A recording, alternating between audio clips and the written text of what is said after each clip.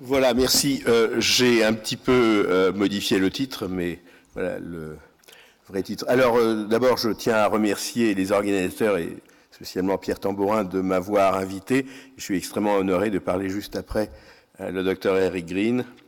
Voilà, et donc, prédire l'avenir dans notre domaine, comme l'a déjà dit Eric Green, est extrêmement difficile. Et pour l'illustrer, il y a 10 ans, quels outils qui sont devenus des outils absolument indispensables dans notre pratique avions-nous, ou plutôt n'avions-nous pas? La reprogrammation de fibroblastes humains en cellules souches, ça a été publié juste fin 2007 par Yamanaka, mais les premiers exomes, les applications diagnostiques sont basées sur la possibilité de séquencer des exomes, pour le moment surtout, c'est fin 2009, début 2010, après 30 ans où on ne faisait que du Sanger, de mieux en mieux, mais c'était quand même la méthode Sanger. Et le fameux CRISPR-Cas9 qui nous permet d'éditer les génomes, pour le moment pour des aspects recherche surtout, et nous l'espérons pour des aspects thérapeutiques, eh bien, comme outil de chirurgie génétique, ça a été proposé en 2012 dans le fameux article d'Emmanuel Charpentier et Jennifer Doudna, et des preuves de principe en 2013. Alors, ce que je voudrais illustrer aussi, c'est ce qu'on ne pouvait pas prévoir parce qu'il y a un rôle de l'imprévisible ou de l'improbable, ce qu'on appelle la serendipity en anglais, qui, par exemple, quel homme politique ou quel décideur scientifique aurait pensé qu'il fallait faire un génopole ou génopole à Évry en 1988, et ça a été fait en 1998. Alors je vais donner juste quelques slides à propos de ces aspects archéologiques. Et comme sur l'improbable, je cite cette citation que les surréalistes aimaient beaucoup du poète Lautréamont, beau comme la rencontre sur une table de dissection d'une machine à coudre et d'un parapluie. Par exemple, quel rapport entre la fabrication des yaourts et les modifications du génome? Eh bien, en 2007, l'article paru dans Science et qui a vraiment, je dirais, lancé l'intérêt international pour CRISPR-Cas9 a été fait par deux chercheurs français, premier et dernier auteur, Barangou et Philippe Horvat, et est issu d'une usine de production de ferments lactiques dans un petit bled illustré ici, bon, c'est une vieille photo évidemment, entre Limoges et Poitiers, à Dangers-Saint-Romain. Qui connaît Dangers-Saint-Romain? Et pourtant, c'est l'article phare, à partir de 2007, où vraiment beaucoup de monde a commencé à s'intéresser à CRISPR-Cas9. Et voilà aussi, je pense qu'il n'y aurait pas eu de génopole à Évry s'il n'y avait pas eu cette rencontre improbable entre un jeune médecin hématologue qui aura le prix Nobel de physiologie et médecine en 1980, et cette très belle dame, peinte par le grand artiste Balthus. Et cette rencontre improbable a eu un effet décisif, et je vais vous l'illustrer. Parce que quand Jean Dosset a eu le prix Nobel, journal télévisé, et une vieille dame, elle était devenue une vieille dame, dans sa propriété, qui dit « mais ce type-là, je l'ai vu à la galerie du Dragon dans les débuts des années 50. » C'était la femme de Dosset qui avait une galerie d'art, et ça l'intéressait beaucoup. Et elle n'avait pas d'héritier, et elle s'est dit peut-être que je pourrais léguer ma collection de tableaux pour aider à la recherche du professeur Jean Dosset. Et il y a eu une vente à Sotheby, juste après sa mort, en 1984, catalogue de Sotheby's préfacé par Jean Dosset, où il remercie Hélène Anavi d'avoir fait ce geste généreux, cette donation, et qui a permis la création du Centre d'études du polymorphisme humain, et notamment le tableau qui a atteint le prix le plus important, c'était ce tableau de Balthus. À l'heure actuelle, ça correspond, son prix de vente, à environ 2 700 000 € de 2018, c'est-à-dire 6 contrats ANR qu'on n'a pas besoin de partager entre 3 équipes, pour donner un exemple. Et ça, c'est quelques des autres tableaux du Buffet, de nouveau Balthus, Brandherbe, des Ernst, des Miro, etc. Donc, c'était imprévisible. Et qu'est-ce que ça a permis de faire? Eh bien, le Centre d'études du polymorphisme humain, qui a été créé grâce à cette donation, initié avec Daniel Cohen et Marc Latrobe, un projet collaboratif dès le départ international de cartographie génétique, puis de cartographie physique avec les IAC, du génome humain. Et puis, un chercheur qui travaillait sur le chromosome Y, Jean Weissenbach, de l'Institut Pasteur, et qui est ici, passe une année sabbatique au CEF et fait la première carte génétique en microsatellite d'un chromosome humain, le chromosome 20, Genetic Linkage Map of Human Chromosome 20. Et ceci attire l'attention d'un électricien d'EDF, un technicien électricien d'EDF, Bernard Barateau, devenu par la force de son histoire familiale président de l'AFM, et qui trouvait que l'identification des gènes responsables de maladies génétiques progressait trop lentement, qu'il fallait passer à une étape de type industriel. Il rencontre d'Ossé Daniel Cohen et Jean Weissenbach, et convainc Daniel Cohen et Jean Weissenbach de créer un laboratoire industriel pour la cartographie du génome, le Généton, à Évry, simplement parce qu'il y avait un bâtiment qui était disponible pour y mettre un labo.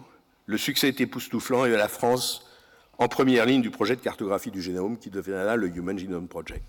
Et donc, ces fameuses cartes génétiques sous la direction de Jean Weissenbach et ces fameuses cartes de IAC, de cartes physiques, qui ont vraiment transformé nos moyens d'identifier les gènes de maladies et de commencer effectivement à séquencer le génome après.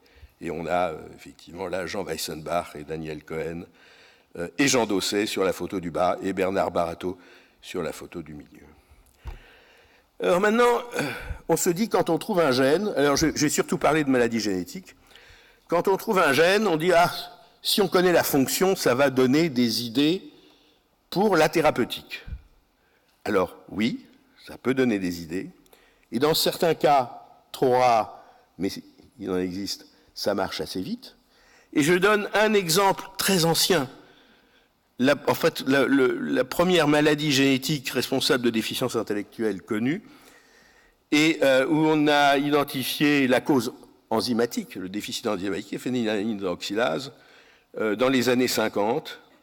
Proposition d'un traitement diététique rendu possible par un test de dépistage néonatal développé par Guthrie en 61-63, tout ça avant de l'ADN. Et ceci a complètement changé la vie de ceux qui avaient une mutation dans ce gène, la phénylcétonurie, et c'est des gens maintenant qui vivent une vie tout à fait normale, sauf un traitement assez lourd. À peu près à la même époque, quand j'ai commencé à faire de la génétique humaine, une des maladies phares qui était étudiée, c'était la maladie de Leschnayan, dont on connaissait, c'est une maladie neurologique terrible, dont on connaissait le déficit enzymatique depuis 1967, une enzyme du métabolisme des purines, donc on connaissait parfaitement. La première souris knockout qui a été créée de manière indépendante dans les laboratoires de Mario Capecci et d'Oliver Smithies était une souris HPRT knockout. Donc on dit formidable, on a une souris knockout, maintenant on va pouvoir travailler pour trouver une thérapeutique. Le problème, c'est que la souris n'est pas malade. Et récemment, un rat knockout a été fait, et il n'est toujours pas malade. Et il n'y a plus grand monde, il y a une seule équipe en France qui travaille encore sur la maladie de Leschnayan. Il n'y a plus beaucoup de publications là-dessus. Donc, ce n'est pas toujours parce qu'on connaît même très bien le mécanisme initial, la fonction du gène, qu'on est sûr de pouvoir trouver une thérapie. Mais je vais vous maintenant reviewer un petit peu quelles sont les possibilités réparer, traiter, prévenir. Alors, réparer la thérapie génique, bien évidemment, une idée proposée dès 1972, mais il a fallu attendre environ l'an 2000 pour les premiers succès, notamment par l'équipe d'Alain Fischer en France, mais suivi de setbacks parce que certains des patients traités avaient développé une leucémie, et l'introduction de vecteurs lentiviraux avec des succès pour l'adrénoleukodystrophie en 2009, SCID de nouveau Alain Fischer et ses collaborateurs, et récemment bêta-thalassémie, drépanocytose, mais sur des très petits nombres de cas. Un autre vecteur après une période difficile avec l'adénovirus, ce qui a changé, c'est l'introduction des adénovirus associated virus, les AAV, et qui ont pu être vraiment transformés en souches multiples qui ont des propriétés spécifiques pour différentes maladies et qui sont utilisés comme vecteurs pour les hémophilies, maladies de la vision, par exemple amorce de Leber, choroïdirémie, récemment l'amyotrophie spinale avec des résultats qui paraissent spectaculaires, et puis encore autre type de thérapie génique avec par exemple des oligo-antisens, là aussi pour l'amyotrophie spinale sur le marché, très cher, la myopathie de Duchenne, ça commence. Il y en a encore très peu de thérapies géniques vraiment sur le marché, avec des problèmes de prix très importants, des problèmes de production de vecteurs en grande quantité pour des tissus tels que le muscle, je pense qu'on connaît ça bien au Généton, et des questions sur l'efficacité à long terme. Donc on espère que d'ici 10 ans, il y aura effectivement beaucoup de progrès, pour que ceci puisse arriver sur le marché et bénéficier à un maximum de patients.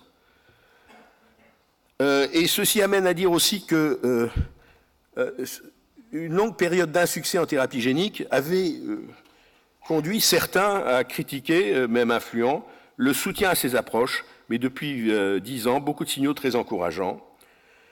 Et pour que cela s'accélère, il faut des efforts accrus, recherche académique, préclinique, start-up, grande pharma, mais aussi que les agences réglementaires soient plus réactives et acceptent que l'on essaye à des stades précoces, parce que ça ne sert à rien, pour beaucoup de maladies, de faire des essais cliniques sur des patients qui sont déjà trop avancés. Et c'est difficile à convaincre, je crois, les agences réglementaires. Et puis, il va falloir que les prix baissent, évidemment, quand c'est sur le marché. Alors, juste pour donner un exemple de 3 maladies pour lesquelles les gènes avaient été identifiés dans mon laboratoire, alors parmi d'autres, mais d'autres avec moins de succès sur le plan des espoirs thérapeutiques. Pour l'adrénoleukodystrophie, gène identifié en 93 avec Patrick Aubourg, et il a poursuivi. Premier succès d'un vecteur lentiviral sur 2 patients publié en 2009 dans Science, mais il a fallu attendre 8 ans pour qu'il y ait les résultats d'un 2e essai sur un plus grand nombre de patients. Donc tout ça prend du temps. Ataxie de Friedreich et myopathie myotubulaire, les 2 gènes avaient été identifiés dans notre labo en 1996. Des résultats précliniques de thérapie génique sur la souris ou même le chien pour Anna Bush-Bello, qui était dans mon laboratoire, qui est à Généton maintenant, depuis déjà pas mal de temps, donc sur le chien, très encourageant, publié en 2014. Et pour ces 3 maladies, le Généton et 2 start-up préparent des essais cliniques. On espère que ceci va avancer. Ça avait fait la couverture, le papier d'Anna Bush-Bello de Science Translational Medicine. Alors, CRISPR-Cas, ça c'est la merveille. C'est la merveille en recherche. C'est évident, ça permet de faire des tas de choses. Ça permet aussi, il y a de nombreuses preuves de concept dans la souris ou même le chien de potentiel thérapeutique.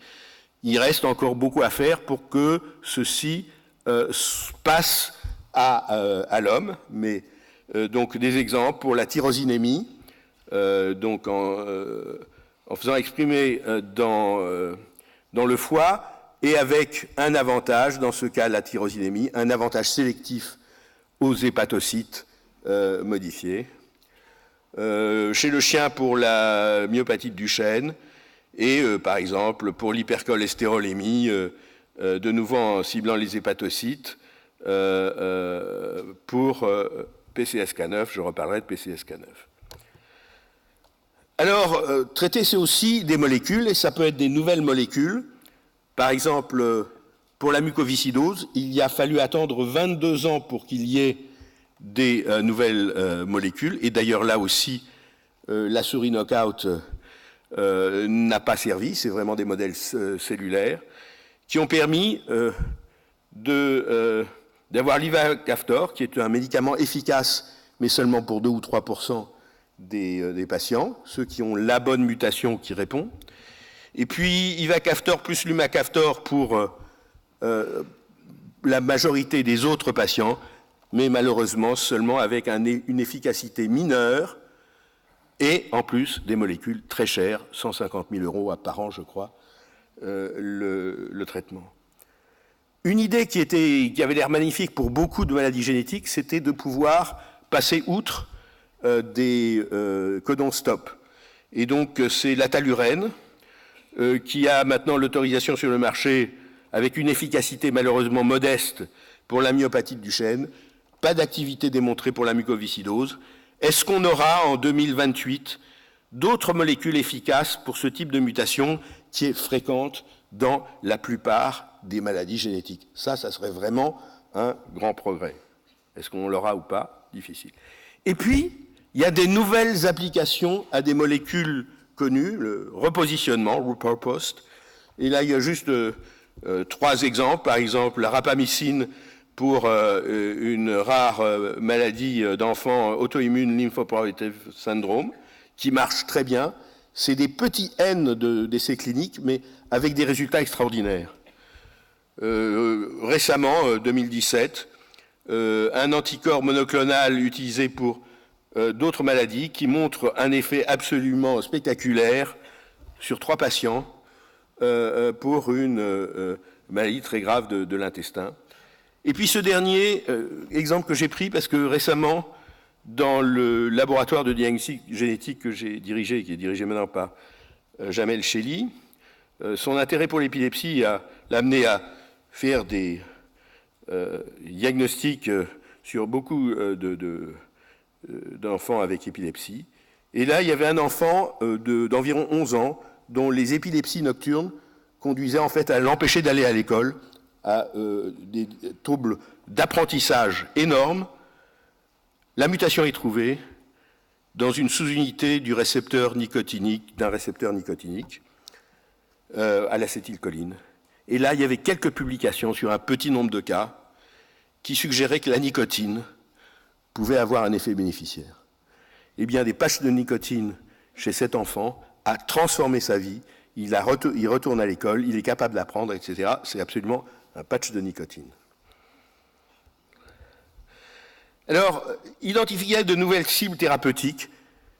Un cas qui a commencé en France, l'identification du gène PCSK9 par l'équipe de Catherine Boileau en collaboration avec le génoscope Jean Weissenbach, publié dans Nature Genetics en 2003, montrant des mutations faux sens dans 2 familles avec une hypercholestérolémie. Un nouveau gène dont personne ne connaissait la fonction, PCSK9. Et Catherine Boileau notait qu'on pouvait penser que ces mutations faux sens avaient un effet de gain de fonction ou dominant négative. Ceci a été suivi très rapidement par les travaux de Helen Hobbs au Texas, dans des cohortes de contrôle et de patients avec maladie coronarienne, qui a montré, de manière étonnante, l'effet protecteur de mutations perte de fonction de PCSK9, à la fois faisant baisser le cholestérol et surtout faisant baisser le risque de maladie coronarienne de manière très importante. Très rapidement, donc, des travaux précliniques chez les rongeurs et les primates, 2008, et des essais cliniques avec un grand succès en 2013 et qui font qu'ils sont sur le marché en 2015. Seul petit problème, ça coûte beaucoup, beaucoup plus cher que les statines, mais ça peut marcher chez des gens chez qui les statines ne marchent pas. Alors, on va passer en Pennsylvanie rurale, dans une ville de 6000 habitants, où, comme dit David Ledbetter, il n'y a même pas de Starbucks.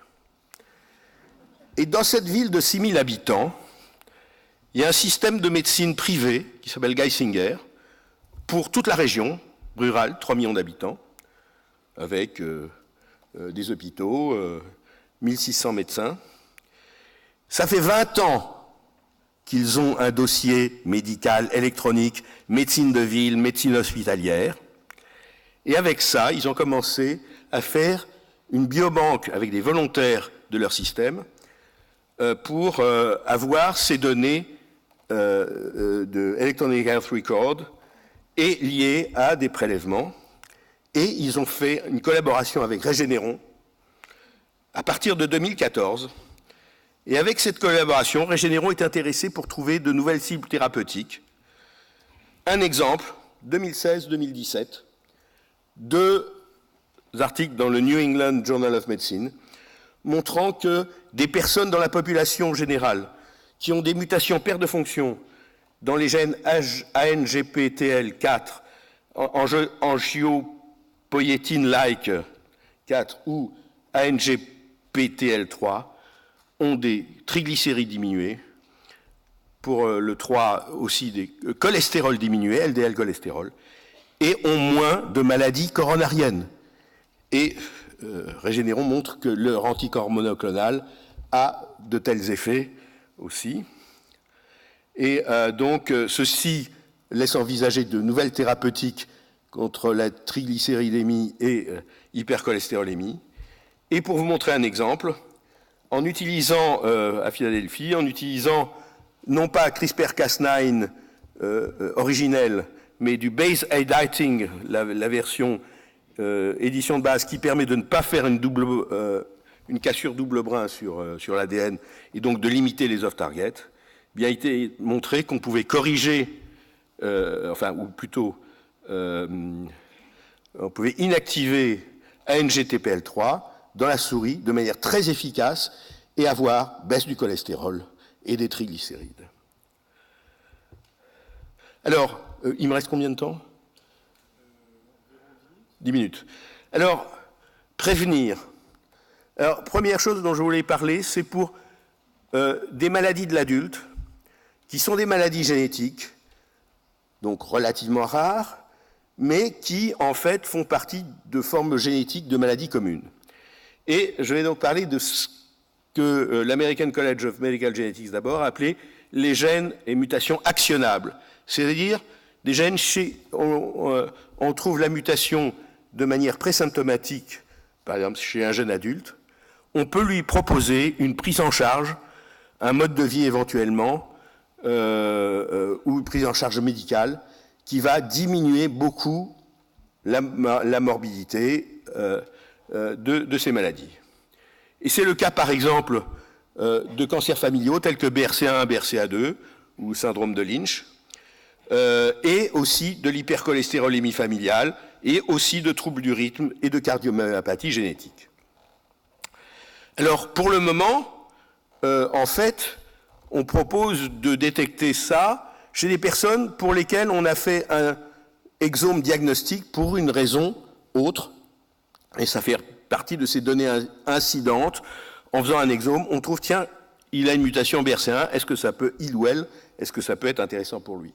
Mais si c'est intéressant pour les gens qui ont eu un exome diagnostic, pourquoi ça ne serait pas intéressant pour toute la population ? Alors, est-ce que c'est trop coûteux ?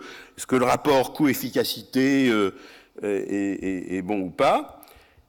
Eh bien, Marie-Claire King, par exemple, la grande scientifique qui a identifié au départ les formes familiales de cancer du sein et de l'ovaire, BRCA1 et BRCA2, propose qu'il faudrait proposer à toutes les femmes de plus de 30 ans, dans la population générale, de pouvoir bénéficier d'un test BRCA1 et BRCA2. Pourquoi ? Parce que ces études ont montré que 50% des femmes porteuses de telles mutations n'ont pas l'histoire familiale qui, à l'heure actuelle, justifie de faire le test. Elles ont la mutation, mais elles n'ont pas l'histoire familiale. Or, l'ovariectomie à 40 ans va les protéger du cancer du de l'ovaire est probablement diminué de 50%, ça a été publié dans plusieurs, le risque de cancer du sein, risque ultérieur, sans mastectomie bilatérale, déjà. Et puis, donc, ça permet une surveillance pour cancer du sein et possibilité peut-être de thérapie ciblée, parce que vous savez qu'il y a les anti-polyadépyribose polymérase, anti-PARP, qui ont un effet spécifique, c'est la médecine de précision, sur les cellules tumorales qui ont une mutation BRCA1, BRCA2. Et alors, souvent on pose la question, oui, mais est-ce que le risque, la pénétrance BRCA1, BRCA2 est la même chez des personnes en population générale que chez des familles où il y a plusieurs cas? Eh bien, Marie-Claire King a montré que c'est exactement la même chose. Je passais dans cet article de PNAS. Pour l'hypercholestérolémie familiale, on pourrait dire, mais un test de cholestérol, ça coûte pas cher. Est-ce que vraiment, il faut essayer de trouver les gens qui sont porteurs de mutation hypercholestérolémie familiale? Ça n'est que quelques pourcents des gens qui ont un cholestérol élevé. Et cet article montre en fait qu'à taux de cholestérol identique, le fait d'avoir une mutation hypercholestérolémie familiale multiplie le risque de maladie coronarienne par un facteur de 3 à 4. Donc très important. Et pourquoi? Parce que quelqu'un qui a un cholestérol élevé à 40 ans, ça ne veut pas dire qu'il l'a eu élevé à 20 ans ou à 10 ans, alors que s'il y a une mutation hypercholestérolémie familiale, c'est depuis l'enfance que petit à petit les artères commencent à se boucher. Et donc, importance de la prévention pour ces personnes-là. Eh bien, c'est ce qu'a mis dans la collaboration Geisinger et Regeneron, qui est trop peu connu en France, cet article paru dans Science en 2016, fin 2016, qui montre sur 50 000 exomes dans leur cohorte de gens qui ont un Electronic Health Record, EHR, qu'environ 3,5% ont une mutation dite actionnable. Et quand on regarde, puisqu'ils ont l'Electronic Health Record, c'est des gens en général plutôt entre 40 et 60 ans. Ils avaient déjà le diagnostic formel correspondant à la maladie dans 14% des cas. Dans 30% des cas, il y avait une histoire familiale qui pourrait coller, mais le diagnostic n'avait pas été fait. Dans 30% des cas, il y avait une histoire personnelle qui pouvait coller, mais le diagnostic n'avait pas été fait. Et dans 35% des cas, il n'y avait aucun élément. Et voilà, ils en sont maintenant dans la collaboration Geisinger et Regeneron à 93 000 exomes séquencés. Ça fait rêver des Français. Et trouver là 717 patients qui ont des mutations actionnables. Et ils ont commencé de manière très rigoureuse, avec un protocole, à leur donner les résultats pour leur permettre de pouvoir bénéficier de ces aspects de prévention. Et là, vous voyez les top hits des pathologies. C'est BRCA1, BRCA2, 200 personnes, l'hypercholestérolémie, 90, syndrome de Lynch, arythmie, le multiple endocrine néoplasia, etc., etc. Et alors, je terminerai, quelques minutes. Prévenir, c'est aussi pouvoir dépister, mais en préconceptionnel, pas en prénatal, des maladies génétiques récessives ou liées au X. Et il a été montré qu'on pouvait le faire de manière très efficace maintenant pour beaucoup de maladies par séquençage, j'allais dire next generation, plutôt la génération actuelle, dans ces papiers, vous voyez, Science Translational Medicine, ou par exemple une boîte privée Council, qui a testé 350 000 personnes pour une centaine de gènes, et qui montre qu'on trouve comme ça, par exemple, de la population européenne, d'origine européenne, 6 couples sur 1000 à risque pour des maladies récessives graves de l'enfant, en testant les 100 gènes. Et aux États-Unis, mais pas en France, proposer de tester les mutations mucoviscidoses les plus fréquentes chez des femmes ayant un projet de procréation est considéré standard of care. C'est-à-dire que si vous ne le faites pas et qu'elle a un enfant avec mucoviscidose, elle peut vous poursuivre. Ça fait 40 ans que ça se fait pour certaines maladies dans certaines populations, maladie de Tay-Sachs dans la population juive ashkénaze, thalassémie en Sardaigne, Grèce et Chypre, ça fait disparaître la maladie de Tay-Sachs dans ces populations, ça fait quasiment disparaître la bêta-thalassémie dans ces populations. Et puis, extension à partir de 92, les gènes étant clonés, à d'autres maladies juives ashkénazes, et surtout à la mucoviscidose, l'X fragile et la myotrophie spinale, dans un programme gouvernemental en Israël. Et donc, en Israël, à l'heure actuelle, le nouveau programme, c'est de tester toutes les maladies récessives fréquentes, au moins dans des sous-populations israéliennes, et puis pour tout le monde, mucoviscidose, X fragile, retard mental avec X fragile, amyotrophie spinale. La première année de ce programme, en 2012, 62 000 Israéliens testés, ça serait l'équivalent de 500 000 en France. Donc ça peut se faire. Par contre, en France, par 2 fois, le Comité consultatif national d'éthique a émis un avis défavorable au dépistage préconceptionnel en population générale de la mucoviscidose. Je dois dire, dans les justifications pour des mauvaises raisons, pseudo-scientifiques qui ne tiennent pas la route, mais il est autorisé pour des familles où il y a déjà un cas de mucoviscidose. Et ma question, c'est pourquoi est-il éthique d'éviter la 2e naissance d'un enfant avec mucoviscidose dans une famille, mais pas la première? Alors, le public, il y a diverses enquêtes, est largement en faveur du dépistage préconceptionnel pour des maladies pédiatriques sévères. Le tout dernier avis paru en septembre 2018 du CCNE est beaucoup plus favorable, et ceci, puisqu'on est ici dans la biotechnologie aussi, concerne potentiellement 800 000 couples par an. Donc je pense qu'il est temps d'avoir des possibilités de faire ça en France. Et puis je terminerai juste par une question un peu provocante.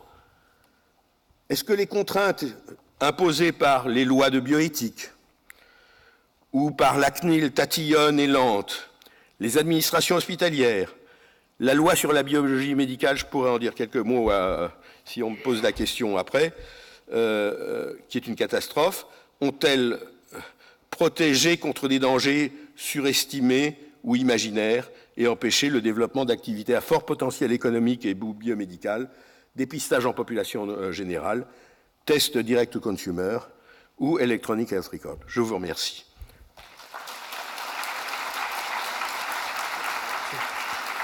Merci beaucoup Jean-Louis Mandel pour cette présentation, ce panorama et toutes les questions qui se posent. Jean-François Delfrécy, le président du Conseil consultatif national d'éthique, participera cet après-midi. On pourra lui poser quelques questions. Grâce à votre esprit de synthèse, and thanks to you too, Dr. Green, nous avons quelques minutes pour des questions qui peuvent s'adresser autant à Eric Green qu'à Jean-Louis Mandel. Nous avons des micros qui se trouvent ici, normalement des hôtes et des hôtesses qui doivent vous permettre de les distribuer. Y a-t-il des questions pour l'un ou l'autre des orateurs, Dr. Green, Jean-Louis Mandel, qui se sont exprimés? Oui, on va vous apporter un micro. Alors, pour la technique, c'est je prends le orange. 1, 2. Ah, vous avez déjà un micro? Ah ben, formidable, encore mieux. Bonjour. I will ask my question in English. The question is for Sir Green, but first I will thank the two persons for this nice presentation. My question, do you have any interest about the mitochondrial genome? It's my first question. And the second question, what can be the position of the artificial intelligence between this genome program? We know if we detect some mutation, we should do long-time research to show that this gene is really implicated in the pathology. What can be the connection between this data? And for example, by using artificial intelligence, when we know that there is some mutation, use some softwares, for example, to give the structure of the protein and show to mimic what will be, just to be a short, to try to design the cellular structure and physiology artificially, as we try to do in clinical, for example, to design some diagnosis artificially also. Thank you. Thank you. So first question about the mitochondrial genome. Incredibly important biologically, extremely interesting medically, very relevant, incredibly small. And so it was actually mostly known even before the Genome Project. So it doesn't get mentioned only because the knowledge of it sort of predated genomics. But anything we talk about in terms of understanding the nuclear genome, the same things apply to the mitochondrial genome. So of great interest, I just didn't really emphasize or mention it, mostly because it's incredibly small compared to the the nuclear genome. The use of artificial intelligence is absolutely going to be instrumental. One thing I think you can clearly hear from actually both of the speakers you heard this morning is much of the future is going to be analytical in nature and new creative approaches for analyzing all sorts of data, genomic data, electronic health record data, exposure data, et cetera, is going to be instrumental. You gave an example of using artificial intelligence, sort of moving from genomic variation to sort of physiology and biochemistry. Clearly, that's going to have a major role.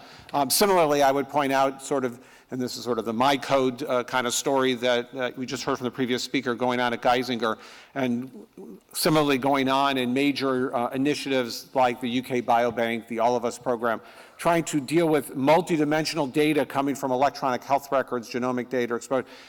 I mean, I'm not an expert, but I'm told that the kinds of computational challenges that will bring to fully mine the kind of data will require all sorts of approaches, including artificial intelligence approaches.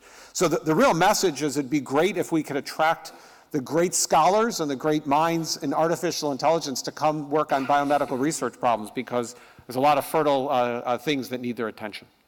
Thank you. We hope your call will be heard.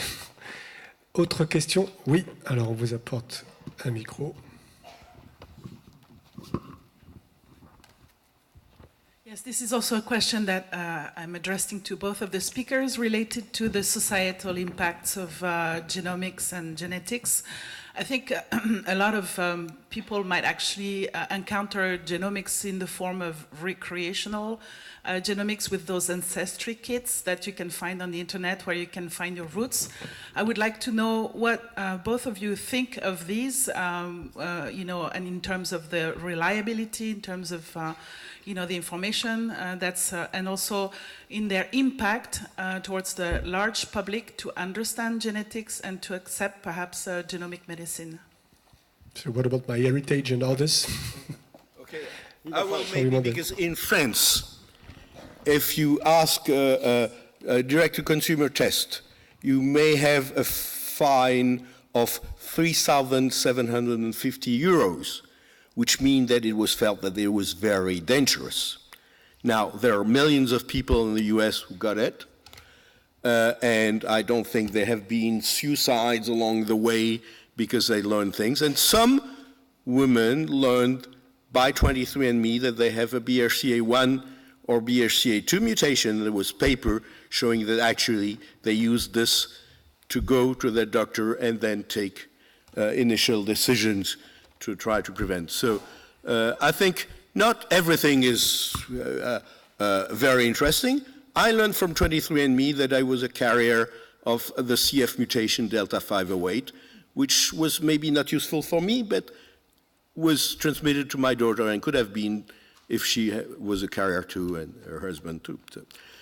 So I think, and the other thing is the data accumulated by 23andMe is being used by both academics, and if you see the universities that co-publish with 23andMe, you have Stanford, you have Harvard Medical School, you have King's College, you have Karolinska, not a single French university, at least on the first 50.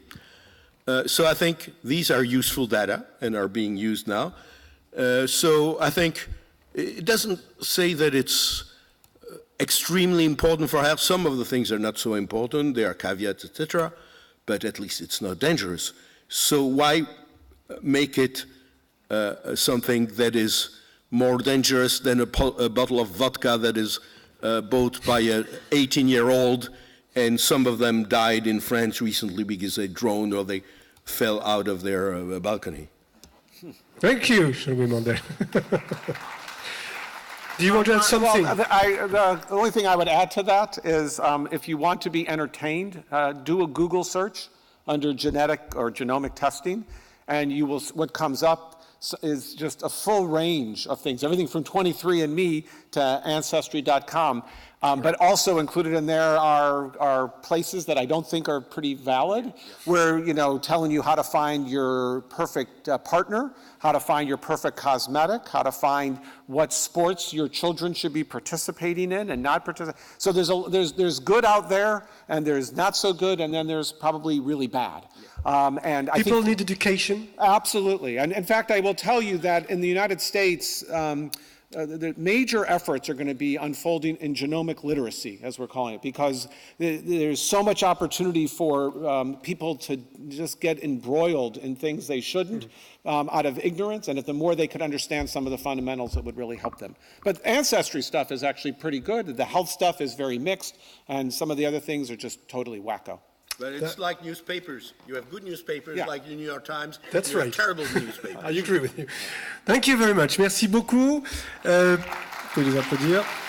Eric Green et Jean-Louis Mandel pour cette première session. Eh bien, il est pile l'heure de notre coffee break. 30 minutes exactement. Je vous demanderai d'être absolument présent à 11h, donc venir un peu avant, 5 minutes plus tôt, pour accueillir Valérie Pécresse, la première oratrice politique. Merci, à tout à l'heure.